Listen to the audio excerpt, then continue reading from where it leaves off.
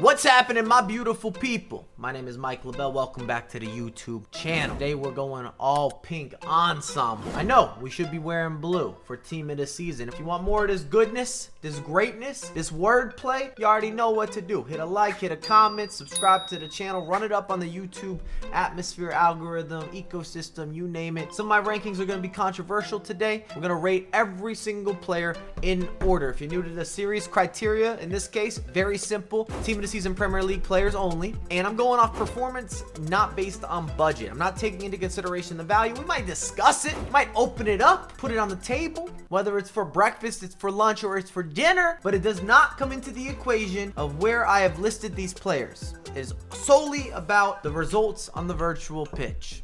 Is that clear? Let me know what you think. And slightly on a side note, related yet still kind of unrelated, this promo had more that I could have been asking. I think it was slightly under-delivered with some of the ratings and the overall performance of the players, at least a portion of the selection. Bamford, I know, Leeds United fans, you might come after me. I'm not saying that he's terrible or that he's awful, but we've got a collective. 3-star weak foot, 3-star skill moves, high work rates for a striker. He's free. Knock out your squad battles, backdoor this, use them, abuse them, but I'm not going to sit here and co-sign as if he's going to improve your results throughout these sweaty weekend leagues. The teams that I experienced, the gameplay firsthand, this was top tier team of the season and top tier icons only. Plus, of course, Varane and Mendy. Ederson, goalkeeper vibes, they don't change. They have a saying in real estate: location, location, location. Preference, preference, preference is the FIFA parallel when we're talking about goalkeepers. I actually prefer the inform to the 94. That's my hot take for going for Ederson. Wesley Fofana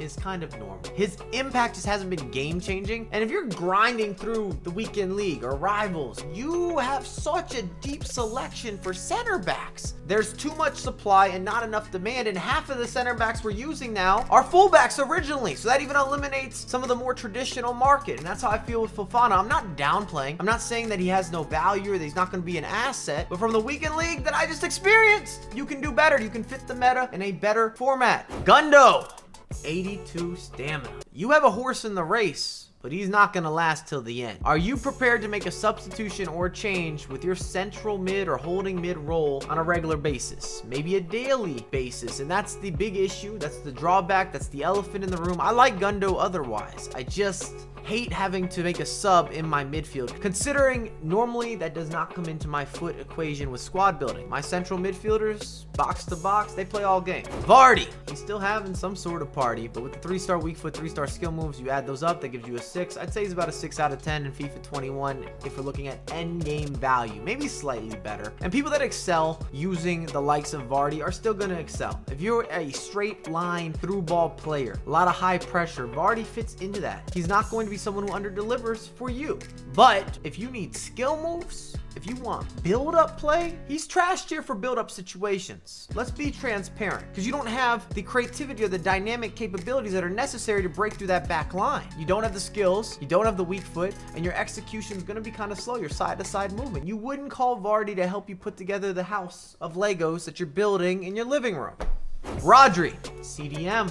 Vintage, this is a classic feel and also free, not the worst grind. So what a lot of people were looking for with the likes of a Fabinho, maybe Fabinho upgrades, but he's kind of taken that position. I quite like Rodri. I'm kind of fond of this man. He's not going to be that soft serve goal scorer. I repeat, not a box to box. He could push the ball forward. He can still help you get it there from an attacking sense, but he's going to do a solid job with positioning and presence. This is one of those players that's going to sit deeper and gives you more of a stopper approach play on the virtual pitch. There's value in that. Mason Mount, so many stats. Happy that he got a team of the season. It feels deserved. Still not climbing a bunch of mountains. You're getting good value for the pickup, but with the 3-star weak foot and also not having a lot of sprint speed, it eliminates your winger exploration. He has to be now centrally based. Are you going to run him as a secondary striker? Is he really going to fill that void or that role as your center attacking mid, your number 10? I don't think so. And by no means am I hating. There's still a lot of value. Everyone that I've got got into for the most part on this list will make it into the majority of starting 11s or definitely feasible options for weekend league, but I have to be critical, highly critical, because of the price tag, end game, and I know what you're going to experience in FIFA at this point. So my scale has adjusted versus if we were talking about these players 3 months ago or 6 months ago, it'd be a completely different story, a different narrative. Suchek, I like him. This guy's a wall. Bricklayer in the midfield. 6'4", a machine. I feel his presence. I don't like it. He eliminates space. He's suffocating, and he really needs more public appreciation. Costs next to nothing. Might be the best value item on this countdown or on this list. This is under 100,000 coins. I realize link up play, if you don't have Premier League players or icons, can get a little more complicated, and he's better on the ball than you would expect. This man is a rhino with maybe more of an elephant fit. I'm not sure that that was a good comparison, especially considering that a rhino's a massive animal as is. So I don't know if we needed a bigger animal to really get the point across. But I'm co-signing him, West Ham fans. Luke Shaw.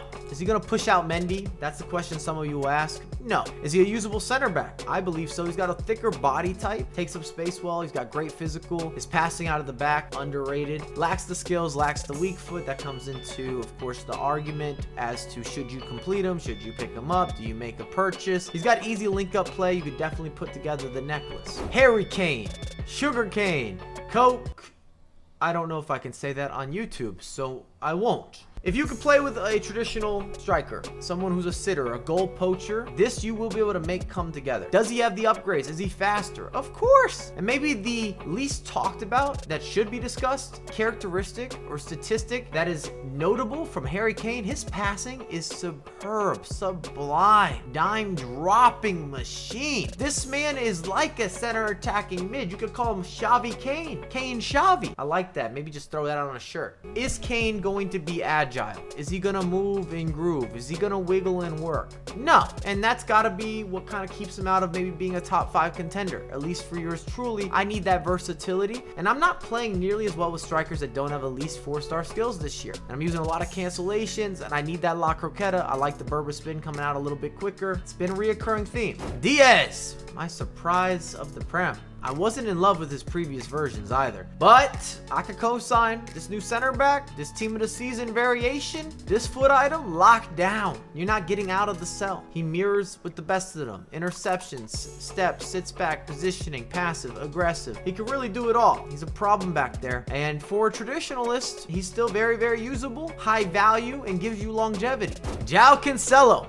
I love him. I've enjoyed this foot item in every iteration of FIFA 21. Whether we start out with the no upgrades traditional gold and we move towards the informs, I've tried him as a center mid. This is going to be one of the best wing backs in FIFA 21. A lot of people don't take into consideration that he's also 6 foot tall. I wouldn't recommend Cancelo as a center back. It just doesn't feel right, maybe from a body type or a natural positioning or even an integration. But as a fullback, as a wing back, especially if you're playing a 5 at the back or you're using your wing backs cross so you want them involved in the attack, that's where Cancelo creates a degree of separation from many other fullbacks. So he's a great combo back, but not necessarily a combo center back. He's a combo winger or wing back or even center mid. There's a lot of stats and it allocates well, and he gives you utility options in FIFA 21, which I find very important. As the games go on and you're playing different formations, you're adjusting, you need players that can do more than just a singular role or play a singular position. It's just helpful. You don't want that drop off. Drop shipping Cancelo. Salah. Oof, dangerous foot item.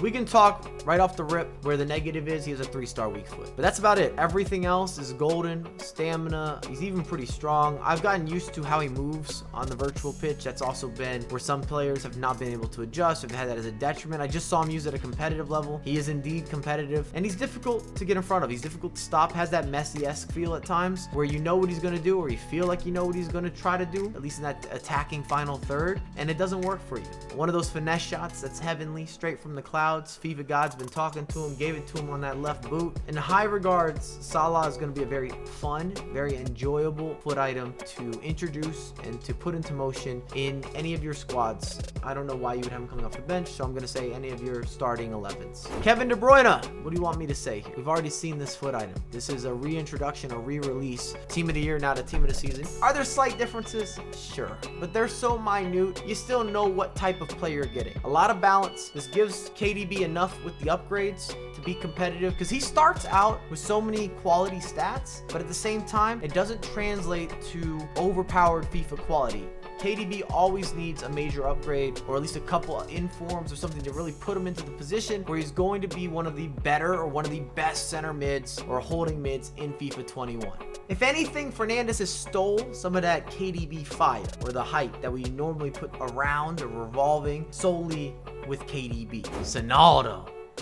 Full form. If you met him this weekend, you didn't leave on good terms. You were conceding goals, potentially rage quitting, complaining, blaming the connection. I've been there. I'm guilty. I know this experience firsthand. Ronaldo is a definite threat. At times, he can be unstoppable. He's got one of the most dangerous and deadly assassin-like finesse shots. You just don't want to meet this guy, especially not in a back alley or somewhere that's dimly lit. You don't stand a chance. Ronaldo has that perfect vision and can do everything on the virtual pitch. There's really no negative to attach towards Son unless it's just something price tag related. Fernandes, similar to KDB. We've already seen this foot item. We've seen so many upgrades. How many total cards or foot items does Fernandes actually have? Between headliners and other promos and informs and team of the year, team of the season, he deserves all the accolades. By no means am I trying to take that away from him. The player of the month, we've had no bad version of Fernandes. Maybe you don't want to gravitate towards the standard gold. Even early on, you wanted to move into some sort of upgraded variation as soon as possible. But he has been one of the most reliable and consistent center mids, box to box, center attacking mid. He also gives you enough versatility as well if you had to play him on the wing, if you really wanted to do that, or you wanted to play him up front. I'm not saying you should, but you could, and it wouldn't be some disaster. It wouldn't be a fall apart. You wouldn't be sitting there complaining or saying, oh, what a detriment, or he's not able to do the job. The guy is special. Plain and simple. Drum roll! If you've made it here, you already know who I'm choosing. Price tag also suggests that many of you are choosing Rashford as your top tier pickup. He got the biggest upgrade, the most substantial change. That's the big adjustment here. Between Rashford and Son, those are the two guys that you're now getting a different package. You're getting a major improvement, and they were already pretty special, pretty amazing. Whereas Fernandes and KDB, we've seen those foot items previously. Therefore, it does adjust or slightly shift the hype levels. You love to pack them or take a discount off the marketplace if it makes sense. But in FIFA, I feel as if a lot of us want to try new experiences, new players, really shift the squad week in and week out. And that's where many of you, if you're playing at this high level, if you can afford the top 5, you've probably had some budget to work with throughout the year. Therefore, you might have already had previous iterations or similar comparison with players, and you might not be as excited unless it's brand spanking new. I know the vibes. I know the feelings. That's another list. If you've enjoyed the content, please drop some love. Talk to me in the comments. I'd probably rate this promo overall maybe a 7 out of 10. I just feel as if we could have done more with Team of the Season. I still gravitate a lot towards the foot birthday drop and the value behind that. If you want to see me go through all the promos this year, maybe rank or put them into tiers, I can do that. Just let me know in the comments. But we upload daily and I have a lot more coming out ASAP.